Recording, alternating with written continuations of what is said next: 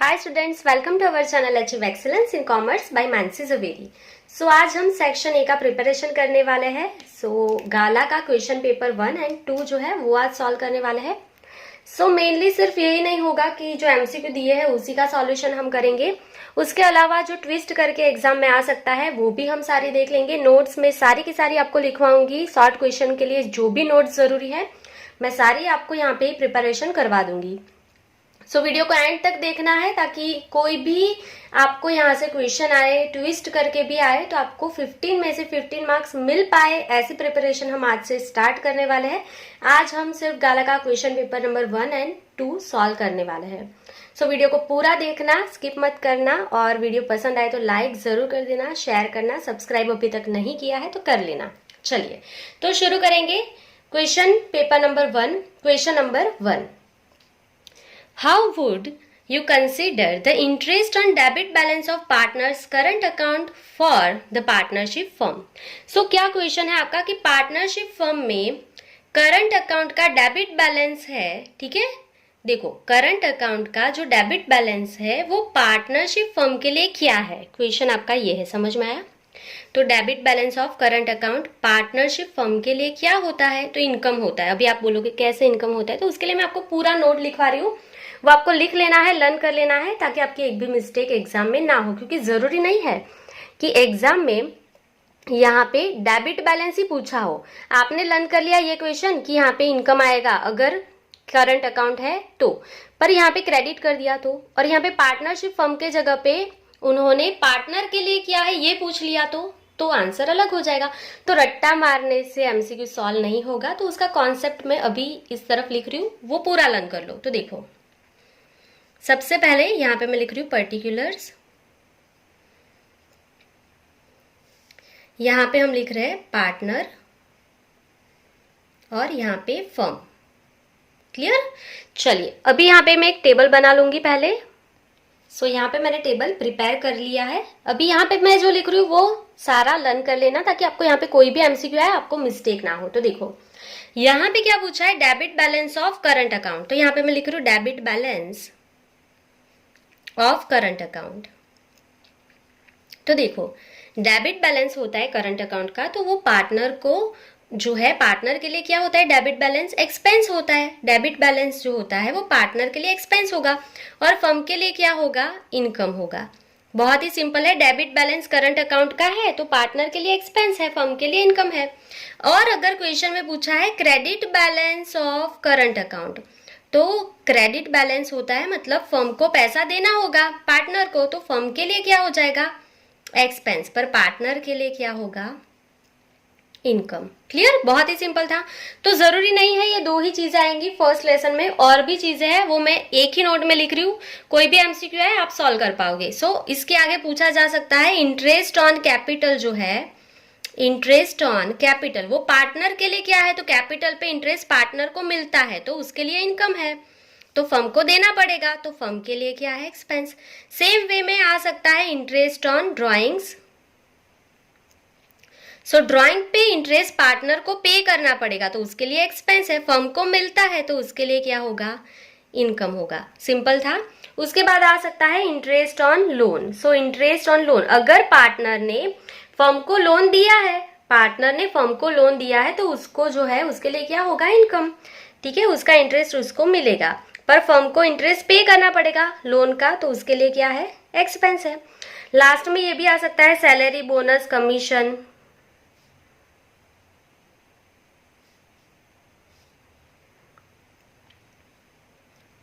अगर पार्टनर को salary, bonus, commission मिलेगा तो उसके लिए क्या है, इनकम, और फर्म को पे करना पड़ेगा तो फर्म के लिए क्या है, एक्सपेंस। बस यही लर्न करना है। इसी में से आपका कोई अगर आएगा एमसीक्यू तो आप अच्छे से सॉल्व कर पाओगे। इतना ही उसका कॉन्सेप्ट है। Clear?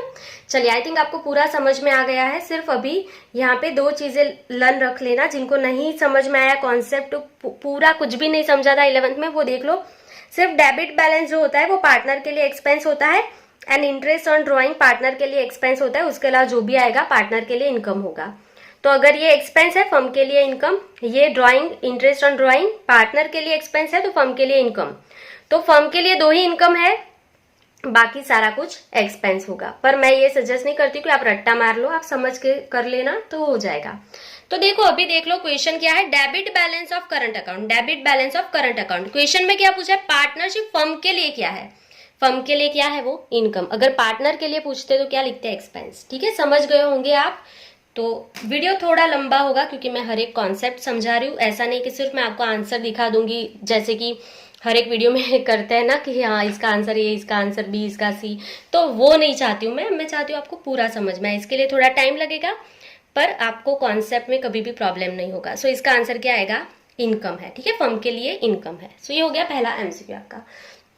Second, goodwill is a financial value of Prestige of a business enterprise. ये आपको देखे बिना ही पता चल जाना चाहिए क्योंकि ये गुडविल का डेफिनेशन है। गुडविल क्या दिखाता है, प्रेस्टीज दिखाता है बिजनेस एंटरप्राइज की। जो बाकी के जो है ना ऑप्शन वो मैं रीड ही नहीं करूंगी क्योंकि डेफिनेशन है, आपने डेफिनेशन लर्न कर ही लिया होगा कि गुडविल जो है वो प्रेस्टीज दिखाती है अपने हमारे बिजनेस की। So answer is B obviously. चलिए उसके बाद number 3, revaluation account is also known as. Revaluation account का दूसरा नाम पूछा है तो यहाँ पे मैं स्टार करके अगेन एक नोट लिख रही हूँ।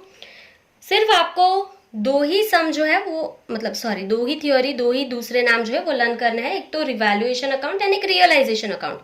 सो रिवैल्यूएशन अकाउंट जो है, रिवैल्यूएशन अकाउंट उसका दूसरा नाम क्या है, P and L adjustment account. P and L adjustment account. And अगर आपको पूछा है रियलाइजेशन अकाउंट, आप हमारा 7th लेसन, रियलाइजेशन अकाउंट का दूसरा नाम पूछा है तो क्या होता है, अकम्प्लिशमेंट अकाउंट।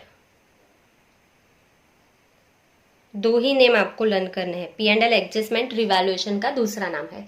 चलो तो अभी हमें रिवैल्यूएशन का दूसरा नाम पूछा है P and L adjustment account. तो P and L adjustment account हमारा कौन सा ऑप्शन है, सी। सो यहाँ पे हम टिक मार्क कर लेंगे ऑप्शन सी पे। क्लियर। चलिए next number 4, when only old profit and loss sharing ratio is given, sacrifice ratio is equals to sacrifice ratio of partners is equals to। तो देखो अगर आपको सब में सिर्फ ओल्ड रेशियो दिया है पी एंड एल का, ना ही न्यू दिया है ना ही सेक्रीफाइस दिया है, तो हम नोट यूज करते थे हर एक सब में। क्या नोट था वो, अगर सिर्फ ओल्ड रेशियो है तो न्यू रेशियो जो है एंड सेक्रीफाइस रेशियो है वो कौन सा हो जाएगा, ओल्ड रेशियो ही न्यू बन जाएगा और वही सेक्रीफाइस बन जाएगा। ये नोट हम हर एक समय यूज करते थे जब सिर्फ सब में ओल्ड रेशियो ही दिया हुआ होता था। तो ये नोट आपको पता है।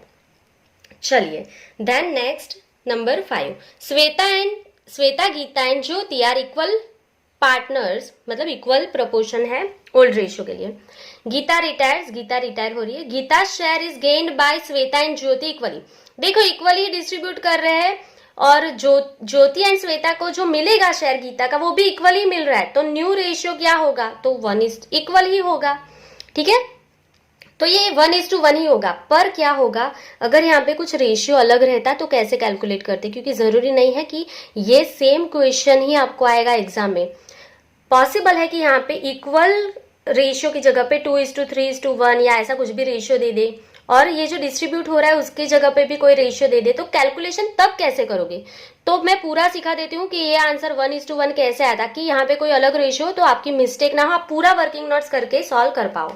सो यहाँ पे मैं लिख रही हूँ आंसर नंबर 5, इसका सॉल्यूशन कैसे होगा। तो देखो सबसे पहले 3 पार्टनर है यहाँ पे, श्वेता गीता एंड ज्योति। उसका ओल्ड रेशियो हमारे पास है, सो हम यहाँ पे लिख रहे हैं old ratio of Shweta is to Geeta is to Jyoti, और ये रेशियो है 1:1:1। टोटल क्या होगा इसका 3। ठीक है, ओल्ड रेशियो हमारे पास अवेलेबल है। अभी हमें क्या करना है, तो गीता रिटायर हो रही है, हमें क्या बोला है, रिटायर कौन हो रहा है, गीता रिटायर होगी। तो यहाँ पे गीता रिटायर होगी तो उसका शेयर क्या है, 1/3। ठीक है, ये गीता का शेयर है, गीता बीच में मैंने सिर्फ राउंड किया। तो गीता का जो शेयर है वो किसको मिल रहा है, is gain by Shweta and Jyoti equally दोनों को मिलेगा। तो यहाँ पे हम लिख रहे हैं शेयर ऑफ गीता, कितना शेयर है गीता का, 1/3। वो जो है वो देके जा रही है दो लोगों को, श्वेता एंड ज्योति को। श्वेता को मिलेगा एंड ज्योति को मिलेगा और इक्वली मिल रहा है, मतलब 1:1। टोटल क्या होगा इसका 2।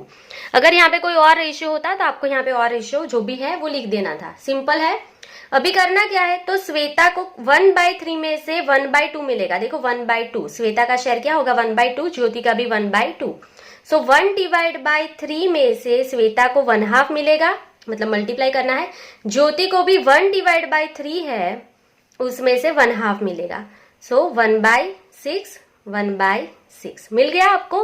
तो श्वेता को कितना गेन हो रहा है, गेन का शेयर 1/6 एंड ज्योति को भी कितना होगा 1/6। That's it. अभी सिंपली सिर्फ आपको क्या ढूंढना है, यहाँ पे न्यू P&L रेशियो फाइंड करना है। तो न्यू शेयर जो है उसका फॉर्मूला क्या होगा, new share is equals to old share plus gain share. ये हम सीख चुके हैं गेन शेयर। अगर नहीं सीखा है तो शॉर्ट क्वेश्चन के लिए ये सीख लेना, आगे जो भी एमसीक्यू आएंगे उसमें काम आएगा, क्योंकि ये तो भी पहला पेपर है, क्वेश्चन ये रिपीट होंगे ही होंगे, तब खुद कर सकते हो आप। चलिए, तो पहले गीता का न्यू शेयर फाइंड कर लेंगे। New share of Geeta, new share of Geeta is equals to old share क्या है उसका 1/3 प्लस उसको गेन कितना हुआ, यहाँ पे हमने फाइंड किया है 1/6। जिनको एलसीएम लेना नहीं आता है उनके लिए भी सिखा रही हूँ, क्रॉस मल्टीप्लाई करो, डिवाइड में मल्टीप्लाई करो। जिनको एलसीएम नहीं आता है उनको क्रॉस मल्टीप्लाई, डिवाइड में दोनों का मल्टीप्लाई। तो 6 1 जा 6 प्लस 3 1 जा 3 डिवाइड बाई 6 3 जा 18। जिनको एलसीएम आता है यहाँ पे 2 से मल्टीप्लाई करना, होल डिवाइड बाई 6 आ जाएगा। तो ये मैं उन लोगों के लिए भी करवा रही हूँ जो बहुत ही वीक है, जिनको एलसीएम लेना भी नहीं आता, तो क्रॉस मल्टीप्लाई डिवाइड मल्टीप्लाई इतना कर दो, हो जाएगा। चलो, सो 6 प्लस 3 9 डिवाइड बाई 18। सो 9 1 जा 9 9 2 जा 18। सो 1/2 मिल गया। अभी new share of Jyoti, so यहाँ पे लिख रहे हैं new share of Jyoti is equals to, इसका भी ओल्ड शेयर क्या है 1/3 और इसको भी गेन कितना हुआ, गेन का शेयर 1/6। तो again answer same, cross multiply, divide में multiply, 6 plus 3 upon 18 is equals to 9/18। Answer is 1/2। So new ratio क्या मिल गया 1/2 1/2। अगर आपका डिनोमिनेटर इक्वल है तो रेशियो बन गया 1:1। सो यहाँ पे therefore new ratio is equals to 1:1। तो ये ऐसा आंसर आया है, ठीक है। अगर यहाँ पे रेशियो कुछ अलग देते तो कैलकुलेशन सेम रहता, सिर्फ आपका आंसर चेंज हो जाता। तो ये कैलकुलेशन कर लेना, डायरेक्टली एमसीक्यू रट्टा मारने से कुछ नहीं होगा। चलो, सो ये हो गया नंबर 5। आई थिंक आपको समझ में आ गया है 1:1 कैसे आया। चलो next, number 6। On dissolution of the partnership firm the account which is prepared to incorporate accounting treatments is known as. तो यहाँ पे क्या बोला है, डिसॉल्यूशन के टाइम पे जो भी अकाउंट बनेगा वो कौन सा होगा। सो आपको पता है डिसॉल्यूशन के टाइम पे एक ही अकाउंट बनता है, वो होता है रियलाइजेशन अकाउंट। तो यहाँ पे डी में दिया है रियलाइजेशन अकाउंट, तो आपका ऑप्शन क्या हो जाएगा, आंसर यहाँ पे रियलाइजेशन अकाउंट डी। क्लियर, क्योंकि डिसॉल्यूशन के टाइम पे रियलाइजेशन अकाउंट ही बनता है, कोई और ऑप्शन देखने की जरूरत ही नहीं है। चलिए next, number 7। Which of the following amount will be written at the credit side of realization account? Realization account का क्वेश्चन है। When there is a balance debtors 24,500, मैं आगे पढ़ ही नहीं रही हूँ, डेटर्स आपके पास है 24,500, तो रियलाइजेशन में एंट्री क्या होगी, डेटर्स डेबिट बैलेंस होते, क्लोज होगा तो डेटर्स क्रेडिट हो जाएगा। यहाँ पे लिख रही हूँ डेटर्स क्रेडिट, डेबिट कौन, realisation account debit, realisation account debit to debtors, ये इसकी एंट्री होगी और अमाउंट क्या होगी 24,500। डेटर्स क्लोज हो गया, रियलाइजेशन 24,500 से debit and debtors credit. And bad debts reserve 2500 है, तो रिजर्व की कौन सी बैलेंस होती है, क्रेडिट, क्लोज होगा रिजर्व तो डेबिट हो जाएगा। So bad debts reserve account debit to realisation account और अमाउंट क्या आएगी 2500। तो ये जर्नल है। तो डिसॉल्यूशन के टाइम पे, अभी क्वेश्चन देखो ये समझ में आ गया। अभी करना क्या है, तो क्रेडिट साइड, रियलाइजेशन में क्रेडिट साइड कौन सी अमाउंट लिखना है। देखो ये क्वेश्चन ट्विस्ट करके यहाँ पे क्रेडिट की जगह पे डेबिट पूछ लेंगे तो गड़बड़ कर दोगे आप। इसके लिए आपको रट्टा नहीं मारना है। देखो रियलाइजेशन में क्रेडिट साइड किया जाएगा, तो देखो यहाँ पे तो रियलाइजेशन डेबिट हुआ, अगर डेबिट पूछा होता तो 24,500 डेबिट होता डेटर्स का, पर क्रेडिट क्या होगा, क्रेडिट साइड कौन सी अमाउंट जाएगी रियलाइजेशन में, तो रियलाइजेशन क्रेडिट हुआ 2500 क्योंकि बीडीआर डेबिट होगा, तो आपका क्रेडिट साइड कितना जाएगा 2500। सो ये समझ लो हो गया 2500, क्रेडिट साइड पूछा है तो 2500, डेबिट साइड पूछा होता तो 24,500 अमाउंट जाती। सिंपल था। चलो next, number 8। At what minimum price पर share company can issue share according to current provision of companies act. So company कम से कम कितनी प्राइस में शेयर को इश्यू कर सकती है? 1 रुपीज से इश्यू कर सकती है। सो आंसर इज 1। अच्छे से लर्न रख लेना, कम से कम शेयर इश्यू करने का प्राइस कितना है? 1 रुपीज है। क्लियर? चलिए next, number 9, at what rate debentures would be issued at discount. कौन से परसेंटेज से आप डिबेंचर को डिस्काउंट से इश्यू कर सकते हो? तो आपको पता होना चाहिए, जो भी बोर्ड ऑफ डायरेक्टर डिसाइड करेंगे ना, उस रेट से डिबेंचर इश्यू होते। कुछ फिक्स नहीं है, 10% डिस्काउंट दे सकते हो, 20 कितना दे सकते हो वो भी फिक्स नहीं है, उस पर कुछ भी रिस्ट्रिक्शन नहीं है। जितना भी बोर्ड ऑफ डायरेक्टर्स चाहते हैं उतना डिस्काउंट दे सकते हैं डिबेंचर पे। तो ये क्वेश्चन भी आ सकता है कि कितना डिस्काउंट देना है, तो उसका कोई लिमिट नहीं है। जो बोर्ड ऑफ डायरेक्टर डिसाइड करेंगे उतने डिस्काउंट से डिबेंचर इश्यू हो सकते हैं और उतना डिस्काउंट दे सकते हैं इश्यू के टाइम पे। क्लियर? तो यहाँ पे rate at decided by board of directors, कुछ किसी ने फिक्स नहीं बोला है, जितना भी बोर्ड ऑफ डायरेक्टर डिसाइड करेंगे उतना आपको यहाँ पे डिस्काउंट दे देना है। दैट्स इट, सिंपल था। चलिए next, number 10, the amount of premium received on issuing debenture at premium is. देखो अभी क्या बोला है कि जब भी आप डिबेंचर इश्यू करोगे तो आपको ये पता होना चाहिए डिबेंचर 3 तरीके से इश्यू होता है। यहीं पे लिख रही हूं मैं, डिबेंचर्स 3 तरीके से इश्यू होता है, एट पर, at discount and at premium. चलो, तो एट पर का मतलब क्या होता है? 10 रुपीज का डिबेंचर है, आपने लोगों के पास 10 रुपीज ही लिए, ठीक है। डिस्काउंट का मतलब क्या होता है? आपने थोड़े पैसे कम लिए। डिस्काउंट का मतलब क्या होता है? आपने थोड़े पैसे कम लिए। तो मतलब 10 रुपीज का है, आपने 8 रुपीज लोगों के पास से लिए। और प्रीमियम का मतलब क्या है? 10 का है, आपने 12 रुपीज लिए, लोगों के पास एक्स्ट्रा पैसे लिए। 12 रुपीज मतलब ज्यादा लिए। प्रीमियम का मतलब क्या होता है? डिबेंचर्स के ज्यादा पैसे लिए आपने लोगों के पास। तो अभी क्या बोला है कि आपको ये जो 2 रुपीज ज्यादा मिले एक्स्ट्रा प्रीमियम के, तो पहले डिसाइड करो ये प्रॉफिट है कि लॉस है। तो ऑब्वियसली अगर आपको प्रीमियम मिला है, मतलब डिबेंचर प्रीमियम से आपने इश्यू किया है, तो ये 2 रुपीज आपको ज्यादा मिले तो प्रॉफिट ही है ना आपके लिए, तो ये प्रॉफिट है। तो पहले तो ये लॉस वाले ऑप्शन चले जाएंगे, तो 2 ही प्रॉफिट का ऑप्शन बचे, कैपिटल एंड रेवेन्यू। तो अभी ये समझ लो कि आप जो है डिबेंचर का जो आपको प्रॉफिट होता है ना, वो रेगुलरली नहीं होता है, वो रेवेन्यू प्रॉफिट नहीं होता है। रेवेन्यू मतलब रेगुलर प्रॉफिट, तो ये रेवेन्यू नहीं है। जो रेगुलर प्रॉफिट नहीं होता है वो कौन सा होता है? कैपिटल प्रॉफिट होता है। क्लियर? तो आंसर क्या आएगा आपका? Capital profit.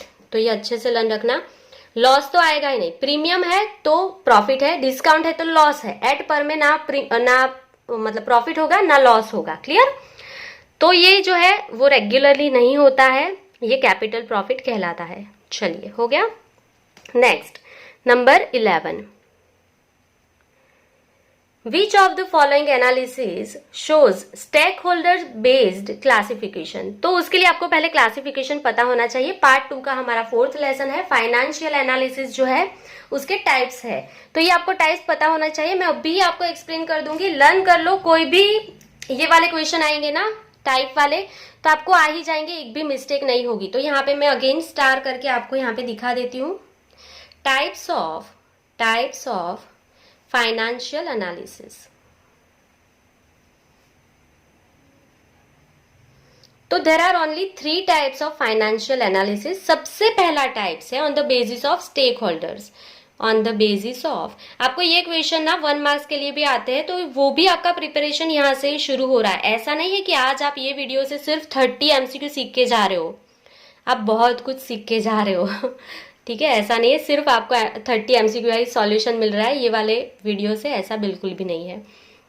दूसरा है हॉरिजॉन्टल एंड वर्टिकल फॉर्म।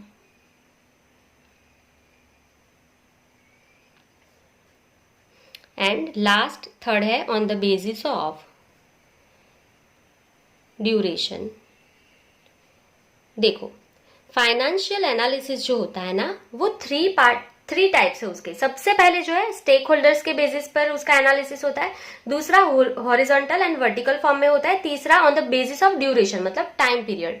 ठीक है, 3 तरीके से इसका एनालिसिस होता है। तो देखो, सब में ना 2-2 पार्ट्स आएंगे। आपको कोई भी क्वेश्चन पूछा जा सकता है 1 मार्क्स में, ये भी बोल सकते हैं कि फाइनेंशियल एनालिसिस के कितने टाइप है और कौन से, तो 3 टाइप है, और कौन से तो यहाँ पे लिखा ही है। क्वेश्चन MCQ में यहाँ पे स्टेक होल्डर का पूछा है, दूसरे पेपर में हॉरिजॉन्टल वर्टिकल फॉर्म का हो सकता है या ड्यूरेशन का भी हो सकता है। तो यहाँ से सारे क्वेश्चन हो जाएंगे आपके 1 मार्क्स एंड एमसीक्यू सारी प्रिपरेशन। तो स्टेक होल्डर के बेसिस पे दो तरीके से एनालिसिस होंगे, एक तो एक्सटर्नल एनालिसिस, एक्सटर्नल, एंड दूसरा होगा इंटरनल। ठीक है, एक्सटर्नल एनालिसिस शॉर्ट में लिख रही हूँ, पूरा नहीं लिख रही हूँ। एक्सटर्नल एनालिसिस होगा, इंटरनल एनालिसिस होगा। हॉरिजॉन्टल एंड वर्टिकल में लिख ही दिया है, पहला एनालिसिस जो होगा वो हॉरिजॉन्टल होगा, हॉरिजॉन्टल एनालिसिस, दूसरा होगा वर्टिकल। हो गया दो पार्ट।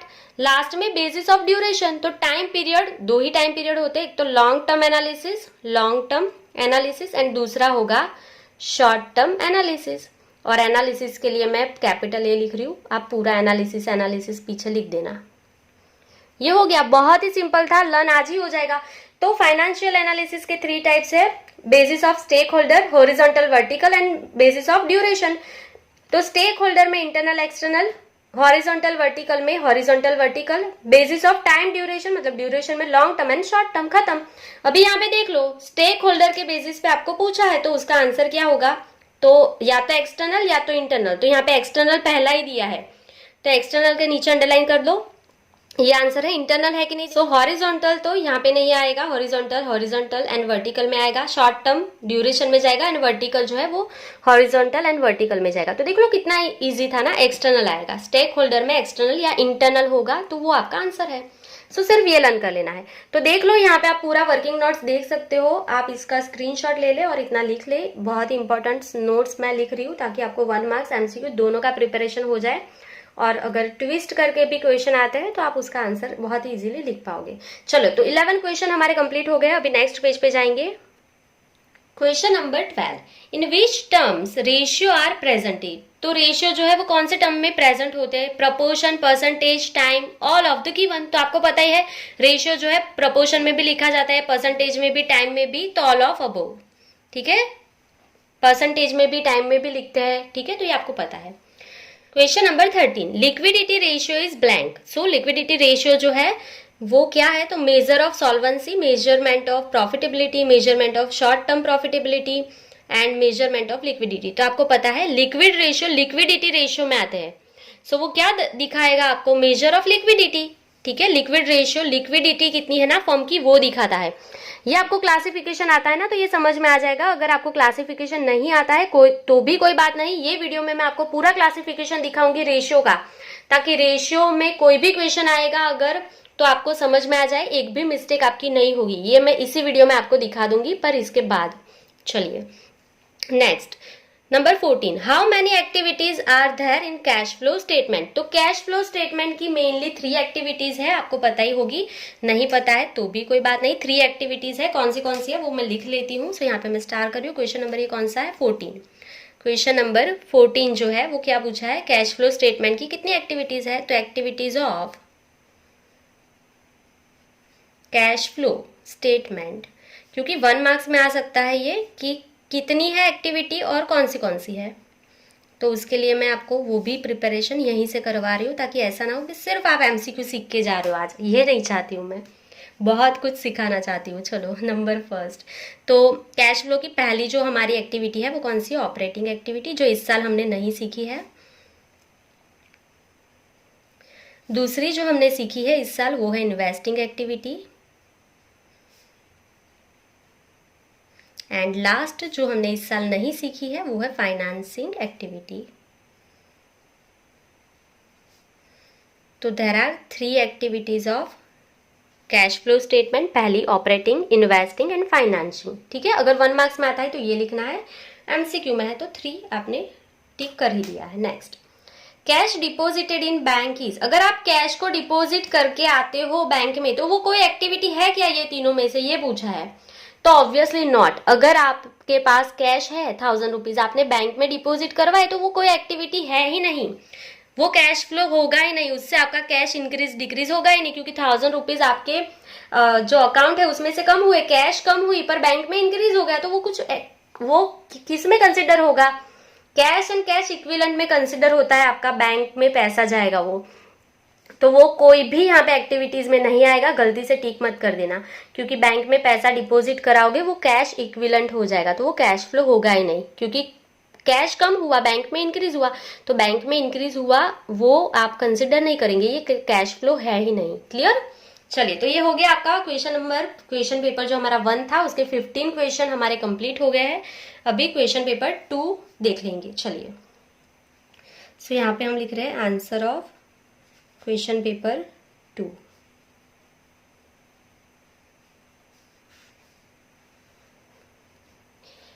चलिए, सबसे पहला question, what is the interest on partners capital for a partner. तो अगेन ये नोट में पहले ही दिखा देती हूँ, पहले दिखा चुकी हूँ। तो देखो, what is the interest on partners capital for a partner. Interest on capital partner के लिए क्या है। तो अगेन फर्स्ट पेज पे लेके जाऊंगी आपको मैं। तो ये हम फर्स्ट पेज पे वापस आ गए हैं। देखो, इंटरेस्ट ऑन कैपिटल पार्टनर के लिए क्या है। तो पार्टनर को इंटरेस्ट पे कैपिटल मिलता है, तो पार्टनर के लिए क्या होता है, इनकम होता है। यहाँ पे देख सकते हो इनकम है, तो आंसर मिल गया है यहाँ पे। ये ना मुझे लग रहा है मुझे कट करके ना ये रख लेना पड़ेगा, बहुत सारे पेपर में ये काम आने वाला है। ये हो गया, फिर ये टाइप ऑफ फाइनेंशियल एनालिसिस है, ये सारी चीजें ना मुझे कट करके फिर आपको दिखानी पड़ेगी। बहुत बार बहुत सारे पेपर्स में ये रिपीट ही होता रहेगा। तो देख लो, इंटरेस्ट ऑन कैपिटल पार्टनर के लिए इनकम है, सो टिक मार्क कर लेंगे। चलिए, सो यहाँ पे हम टिक कर लेंगे। इंटरेस्ट ऑन कैपिटल जो है वो पार्टनर के लिए क्या है, इनकम होता है, क्योंकि पार्टनर को ये पैसा कैपिटल पे इंटरेस्ट का मिलेगा। क्लियर? तो पार्टनर के लिए क्या होगा, ये इनकम हो गया। चलिए next, at the time of valuation of goodwill with what is capitalised profit compare to. चलो, गुडविल जब आप कैलकुलेट करोगे तब कैपिटलाइज प्रॉफिट किसके साथ आप कंपेयर करोगे। तो आपको कैपिटलाइज प्रॉफिट के टाइम पे, कैलकुलेशन के टाइम पे गुडविल का फॉर्मूला पता होना चाहिए। तो कैपिटलाइज प्रॉफिट आप कैलकुलेट करते हो तब गुडविल का फॉर्मूला क्या है वो लिख लेते हैं। सो यहाँ पे सेकंड का answer, goodwill is equals to क्या है, capitalise profit, capitalised profit minus capital employed, capital employed, ये हमारा फॉर्मूला है। तो आपने किसके साथ कैपिटलाइज प्रॉफिट को कंपेयर किया, कैपिटल एम्प्लॉयड के साथ। तो आंसर क्या होगा यहाँ पे ये रहा, capital employed in business. Clear? बहुत ही सिंपल था। कैपिटलाइज प्रॉफिट को किसके साथ कंपेयर करते हैं, कैपिटल एम्प्लॉयड के साथ। उसके लिए आपको सिर्फ गुडविल का फॉर्मूला समझ में आना चाहिए। तो ये तो आपको आता ही होगा। अभी ये मत बोलना गुडविल का लेसन आपने नहीं किया है, कर लेना प्लीज। 8 मार्क्स का है वो लेसन, 4 मार्क्स के 2 क्वेश्चन आएंगे। चलिए, सो यहाँ पे number 3, what is workers profit sharing fund for the partnership firm. Worker का प्रॉफिट वर्कर का ही होता है, फर्म का नहीं होता है। तो हमें उसको, वर्कर को ये देना है। वर्कर का प्रॉफिट जो है वो हमें वर्कर को दे देना है। तो ये फर्म के लिए क्या है, फर्म को पे करना है, तो पेएबल्स। ठीक है, ना ही वो हमारी एसेट है, ना वो रिजर्व है, ना पैसे मिलने वाले हैं। ये प्रॉफिट वर्कर का है, हमें वर्कर को पे कर देना है, तो ये हमारे लिए पेएबल है, फर्म के लिए। क्लियर? तो सिंपल था ये भी। Next, number 4, on admission of a new partner to which account is balance of revaluation account transferred. So आपको क्या बोला है कि जब कोई पार्टनर का एडमिशन होगा तो जो रिवैल्यूएशन अकाउंट का बैलेंस होगा वो कहाँ पे जाता है। तो आपको ट्रेडिंग अकाउंट तो कभी भी बनता ही नहीं है, ट्रेडिंग अकाउंट तो बनेगा ही नहीं। एडमिशन में कभी आपने ट्रेडिंग अकाउंट बनाया, नहीं बनता है। ठीक है, प्रॉफिट एंड लॉस अकाउंट भी नहीं बनता है, P&L एप्रोप्रिएशन भी नहीं बनता है। कौन बनता है, पार्टनर का कैपिटल या तो करंट अकाउंट ही बनेगा। सो आपका आंसर क्या होगा, पार्टनर कैपिटल करंट अकाउंट में जाएगा। देखो, ये 3 अकाउंट तो बनते ही नहीं है। एडमिशन पार्टनर का होगा ना, उस टाइम पे ये 3 अकाउंट तो बनते ही नहीं है। तो सिर्फ करंट एंड कैपिटल बनेगा। तो रिवैल्यूएशन का जो भी आपका बैलेंस आएगा वो कहाँ पे ट्रांसफर होता है, कैपिटल या करंट में। चलिए next, number 5, how long does retire partner claim for profit in the partnership firm. ये पूछा है कि जब कोई पार्टनर रिटायर हो जाएगा तो उसको कब तक प्रॉफिट मिलेगा। तो देखो, अगर आपका जो ईयर है वो 31 मार्च को एंड हो रहा है, ठीक है, तो यहाँ पे नंबर 5 का एक्सप्लेनेशन में लिख रही हूँ। अगर आपका अकाउंटिंग ईयर 31 मार्च 2020 को खत्म हो गया, ठीक है, अगर कोई पार्टनर ए है वो रिटायर हो रहा है 31 जनवरी 2021, तो कोई पार्टनर अगर 31 जनवरी मतलब फर्स्ट मंथ 2021 में रिटायर हो रहा है, तो आप उसको जो है ए को कितने टाइम तक का प्रॉफिट दोगे। तो ऑब्वियसली ये डेट तक का दोगे ना, ये डेट के बाद वो रिटायर हो रहा है ना, तो इस डेट तक का आपको उसको प्रॉफिट देना पड़ेगा। ठीक है, ये 10 मंथ के बाद, मतलब वो हमें कुछ भी काम का नहीं है। सिर्फ ये देख लो कि वो जब तक फर्म में रहेगा तब तक उसको प्रॉफिट देना पड़ेगा। तो ऑप्शन देख लो लाइफ टाइम, तो लाइफ टाइम प्रॉफिट थोड़ी ना देंगे जो रिटायर हो रहा है, तो ये नहीं आएगा। Till final account of previous year, मतलब 31, प्रीवियस ईयर मतलब 31 मार्च 2020, ये वाला ही प्रॉफिट दोगे क्या इसी साल का? उसके आगे जो उसने 10 मंथ यहाँ पे काम किया है उसका पैसा नहीं दोगे क्या उसको? तो देना पड़ेगा, तो ये भी नहीं आएगा दूसरा भी। Till retirement from final account, ठीक है। और लास्ट में बोला है till majority of partners wish, मतलब पार्टनर को जब जो भी मन में आएगा ना तब तक, तो ऐसा नहीं होता है।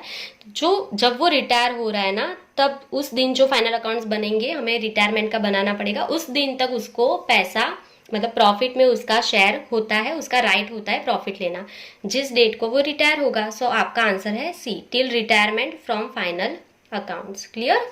चलिए, तो ये आपके 5 एडजस्टमेंट हो गए। अभी नेक्स्ट पेज पे जाएंगे। Question number 6, by which other name is realisation account is known. Realisation account का दूसरा नाम मैं पहले ही आपको बता चुकी हूँ, अकम्प्लिशमेंट अकाउंट, ठीक है। सो आपका आंसर क्या आएगा यहाँ पे? बी, ये पहले ही मैं बता चुकी हूँ। अगर रियलाइजेशन है तो अकम्प्लिशमेंट अकाउंट, एंड अगर आपका दूसरा रिवैल्यूएशन अकाउंट होता तो P&L एडजस्टमेंट अकाउंट, ठीक है। तो बहुत ही सिंपल है, ये आपको आता है। 6 नंबर हो गया। चलिए, उसके बाद number 7, to which account balance of general reserve is transfer at the time of the dissolution of a firm. तो आपको क्या पूछा है? डिसॉल्यूशन के टाइम पे जनरल रिजर्व कहाँ पे जाएगा? तो उसका एक ही आपको चीज लर्न रखना है कि जनरल रिजर्व का पैसा जो है वो पार्टनर ले सकता है कि नहीं ले सकता है। तो लेगा तो पार्टनर कैपिटल करंट में जाएगा, अगर नहीं ले सकता तो रियलाइजेशन में चला जाएगा। 2 ही अकाउंट हो गए, ठीक है। डिसॉल्यूशन के टाइम पे 2 ही अकाउंट हो गए, या तो रियलाइजेशन या तो करंट एंड कैपिटल।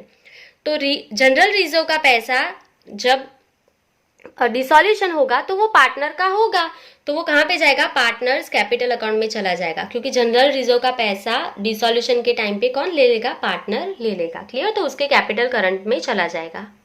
और अगर आपको ये नहीं पता है कि कौन सी चीज है जो पार्टनर ले सकता है, तो उसके लिए भी यहाँ पे मैं लिस्ट एक लिख के दे देती हूँ। तो ये जो चीज मैं लिख रही हूँ ना वो आपको 3 मार्क्स के लिए अकाउंट क्लोज करने में भी आपको काम आएगा। 3 मार्क्स में भी ये आता है, तो इसी से आप जर्नल भी बना सकते हो। मैं शॉर्ट में लिख रही हूँ। सो पार्टनर्स कैपिटल करंट अकाउंट में क्या जाएगा वो लिख रहे हैं, पार्टनर्स कैपिटल करंट अकाउंट, ठीक है। डिसॉल्यूशन के टाइम पे लिख रहे हैं। और ये दूसरा जो है वो रियलाइजेशन अकाउंट, 2 ही अकाउंट है जिसमें चीजें जाती है। सो पार्टनर्स कैपिटल करंट में क्या जाएगा और रियलाइजेशन अकाउंट में क्या जाएगा, उसका लिस्ट यहाँ पे मैं आपको दे रही हूँ बना के। चलो, तो सबसे पहले तो लिख लिया है जनरल रिजर्व जो है, तो यहाँ पे general reserve, then reserve fund जो होता है वो भी पार्टनर का होता है, ठीक है। उसके बाद इन्वेस्टमेंट फ्लक्चुएशन फंड,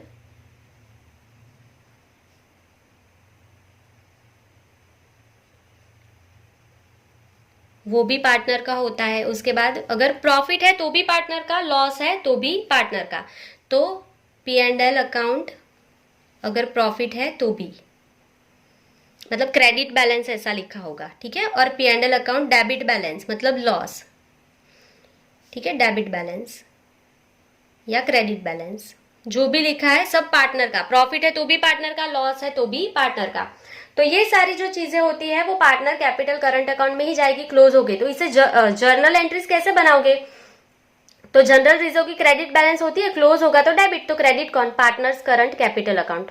तो इससे आपका 3 मार्क्स का भी सम हो गया। देख लो, रिजर्व फंड अगर आपको पूछा है डिसॉल्यूशन के टाइम पे, तो रिजर्व फंड की क्रेडिट बैलेंस होती है, क्लोज होगा तो ये डेबिट हो जाएगा, तो क्रेडिट कौन? पार्टनर्स कैपिटल करंट, ठीक है।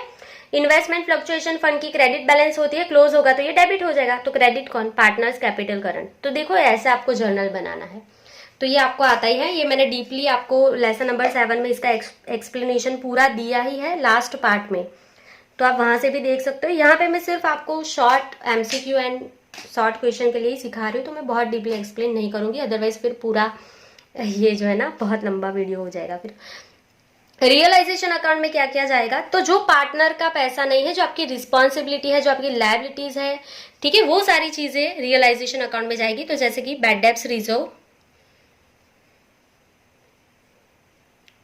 वो रियलाइजेशन में जाएगा। तो आपको पता है रिजर्व की क्रेडिट बैलेंस होती है, ये क्लोज होगा तो डेबिट हो जाएगा, तो क्रेडिट कौन, रियलाइजेशन अकाउंट हो गया। जर्नल भी, तो देखो आप 3 मार्क्स का सारा यहीं से प्रिपेयर कर सकते हो, सिर्फ ये लर्न कर लेना जो भी सिखा रही हूँ। फिर है डेप्रिसिएशन फंड, फिर discount reserve on debtors, discount reserve on debtors, provident fund, ये सारी हमारी लायबिलिटी है, सो वो सारा रियलाइजेशन में चला जाएगा। Then workers profit sharing fund, क्योंकि ये प्रॉफिट हमारा नहीं है, एक्सीडेंट होता, यहाँ पे मैंने नहीं लिखा, मैं लिख देती हूँ अभी, वर्कर प्रॉफिट शेयरिंग फंड। अगर प्रॉफिट शेयरिंग फंड है तो रियलाइजेशन में जाता है, क्योंकि वो वर्कर का होता है, हमारी लायबिलिटी होता है। पर अगर एक्सीडेंट कंपेंसेशन फंड है तो यहाँ पे आएगा, मैंने नहीं लिखा, एक्सीडेंट कंपेंसेशन फंड, क्योंकि अगर वर्कर का एक्सीडेंट नहीं हुआ है तो वो पैसा आपका ही होगा। क्लियर, तो ये आप लर्न कर लो, ये जो चीजें हैं वो पार्टनर को मिल जाएगी कैपिटल करंट में, और जो लायबिलिटी है वो रियलाइजेशन में चला जाएगा। तो अभी सिर्फ आपको क्या पूछा था यहाँ पे कि जनरल रिजर्व कहाँ पे जाएगी, तो पार्टनर्स कैपिटल या करंट अकाउंट में जाएगी। सिंपल है, ये लर्न कर लो, टेबल हो गया क्वेश्चन। चलिए next, number 8, for public issue of share a company has take permission from home. Company को शेयर के लिए इश्यू करने के लिए किससे परमिशन लेना पड़ता है, सेबी से लेना पड़ता है, कोई और परमिशन दे ही नहीं सकता है। शेयर को इश्यू करने के लिए सेबी आपको परमिशन देगा, कोई और नहीं देगा। तो ये हो गया number 9, at what maximum rate can discount be given. Maximum rate debenture जो है उस पे मैक्सिमम डिस्काउंट कितना दे सकते हो, तो बोर्ड ऑफ डायरेक्टर जितना चाहे उतना, तो नो रिस्ट्रिक्शन। ठीक है, ये तो बोर्ड ऑफ डायरेक्टर्स के ऊपर है, वो कितना डिस्काउंट देना चाहते हैं डिबेंचर के इश्यू पे, तो यहाँ पे कोई रिस्ट्रिक्शन नहीं होगा। बहुत ही सिंपल है, अच्छे से लर्न कर लेना। चलिए next, number 10, debenture is blank for a company. Debenture company के लिए क्या है, लायबिलिटी है, लायबिलिटी, एसेट नहीं है, रिसीवेबल कैपिटल कुछ भी नहीं है। डिबेंचर का पैसा हम लोगों के पास से लेते हैं ना, तो उसको रिटर्न भी तो करना पड़ेगा पब्लिक को, तो हमारे लिए क्या है, वो लायबिलिटी है। क्लियर, मिस्टेक मत करना, डिबेंचर डेप्ट है, लायबिलिटी की जगह पे डेप्ट्स लिखा होगा तो वो हमारा आंसर होगा। ठीक है, कोई भी वर्ड हो सकता है। Number 11, from the following which analysis is classified on the basis of duration. तो अभी सिखा चुकी हूँ, ड्यूरेशन में 2 ही आते हैं, शॉर्ट टर्म लॉन्ग टर्म। तो यहाँ पे देख लो, एक्सटर्नल नहीं आएगा, हॉरिजॉन्टल वर्टिकल नहीं आएगा, long term. On the basis of duration मतलब शॉर्ट एंड लॉन्ग टर्म 2 ही आते हैं, तो यहाँ पे लॉन्ग टर्म दिया है, तो आपका आंसर क्या हो जाएगा, लॉन्ग टर्म। आई थिंक आपको लर्न हो गया होगा, अभी इससे ज्यादा मैं वापस नहीं दिखाऊंगी, आप एक बार लिख लेना। वीडियो को नहीं लिखा है तो स्टॉप करके आगे का देख लो, उसमें लिखा ही है लॉन्ग टर्म में है, वापस नहीं दिखा रही हूँ। चलो next, number 12, which of the following ratios are included in traditional classification. So traditional classification में क्या आएगा, तो उसके लिए अभी मैं आपको पूरा क्लासिफिकेशन रेशियो का दिखा देती हूँ, ताकि कोई भी आपको कहीं से भी पूछा जाएगा कि सॉल्वेंसी में क्या आएगा, एफिशिएंसी में क्या आता है, लिक्विडिटी में क्या आएगा, या ट्रेडिशनल में क्या आएगा, फंक्शनल में क्या आएगा, वो बहुत सारे क्वेश्चन वहां से बन सकते हैं। तो उसके लिए मैं पूरा क्लासिफिकेशन यहीं पे दिखा देती हूँ, अच्छे से लर्न कर लेना। अगर अभी तक कुछ भी नहीं किया है तो भी कोई बात नहीं, आ जाएगा। सो वीडियो बहुत लंबा हो रहा है आई गेस, पर सिखा देती हूँ अभी क्लासिफिकेशन ऑफ रेशियोज। वीडियो को लाइक नहीं किया है तो लाइक जरूर कर देना, ठीक है। और इसके आगे के सॉल्यूशन आपको चाहिए तो कमेंट में ज़रूर बोलना कि आपको ये पसंद आ रहा है, कि जैसे मैं सॉल्यूशन ऐसे करवा रही हूँ आपको सारा कॉन्सेप्ट सिखा के। अगर आपको वैसे पसंद आ रहा है तो कमेंट में ज़रूर लिखना। आगे के जो इसके बाद वाले गाला के जो पेपर है, पेपर नंबर 4, 3 एंड 4, तो अगर आप कमेंट करेंगे तो मैं उसके लिए भी वीडियो बनाऊंगी, ठीक है। चलिए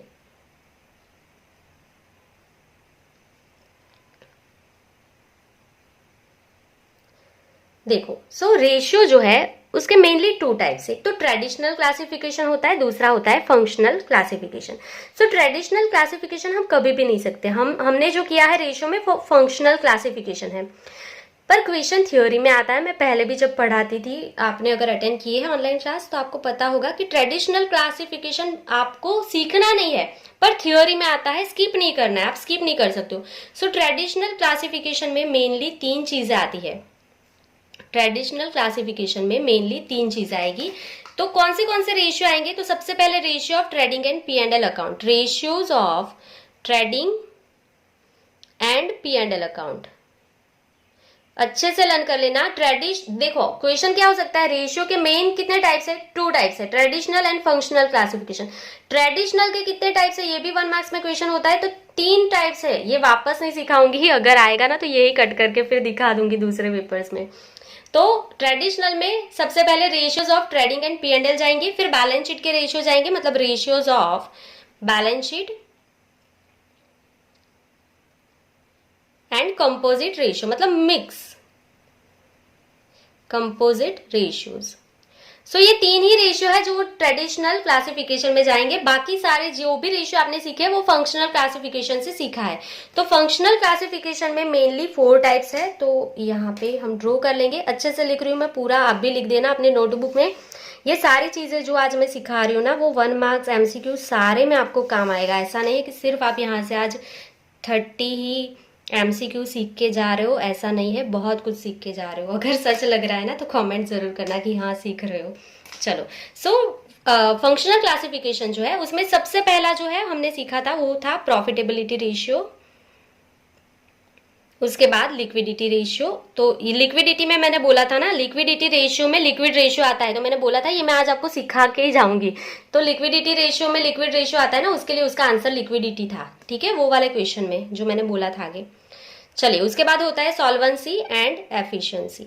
जिन्होंने सीख लिया है वो भी एक बार वापस देख लेना, ऐसा नहीं करना कि हाँ सब आता ही है, रिवाइज हो जाएगा, अगर आता ही है तो रिवाइज हो जाएगा।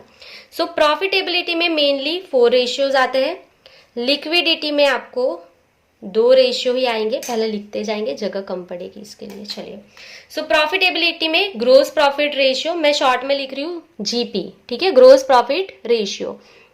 दूसरा आएगा आपका ऑपरेटिंग रेशियो,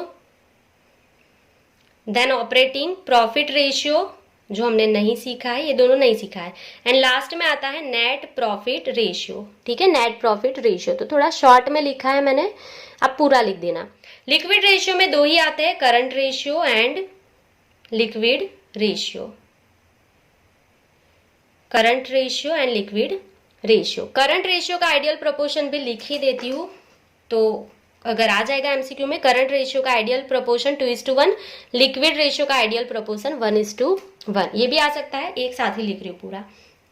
चलिए, उसके बाद जो है सॉल्वेंसी के रेशियो, उसमें 4 रेशियो आते हैं। तो ये 1 मार्क्स के लिए ये भी क्वेश्चन होता है, सॉल्वेंसी के रेशियो कितने होते हैं और कौन से वो लिखना होगा। तो यहाँ पे 4 रेशियो है सॉल्वेंसी में। तो सबसे पहला आपका रेशियो है यहाँ पे डेब्ट टू इक्विटी रेशियो, डेब्ट to equity ratio, then total asset to डेब्ट रेशियो, टोटल एसेट्स टू डेब्ट रेशियो, देन आपका यहाँ पे प्रोप्राइटरी रेशियो, यहाँ से आपने कुछ भी नहीं सीखा होगा इस साल, और लास्ट है इंटरेस्ट कवरेज रेशियो, ठीक है। ये 4 आपके सॉल्वेंसी में आते हैं, इस साल हमने नहीं सीखा, पर थियोरी तो करना ही है। सॉल्वेंसी में 4 रेशियो आते हैं, कौन से तो ये लिखा ही है।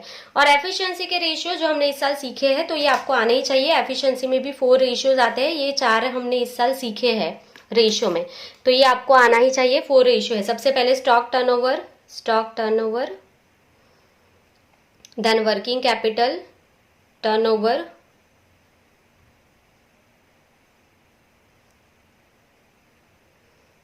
then debtors turnover, and last में क्रेडिटर्स टर्नओवर। रेशियो खुद लिख लेना, ठीक है। चलो, तो ये 4 आते हैं, stock turnover, working capital turnover, debtors, creditors. तो अभी देख लो क्वेश्चन में क्या पूछा है, ट्रेडिशनल क्लासिफिकेशन में क्या आएंगे, या तो ट्रेडिंग P&L, बैलेंस शीट, या कंपोजिट मतलब मिक्स।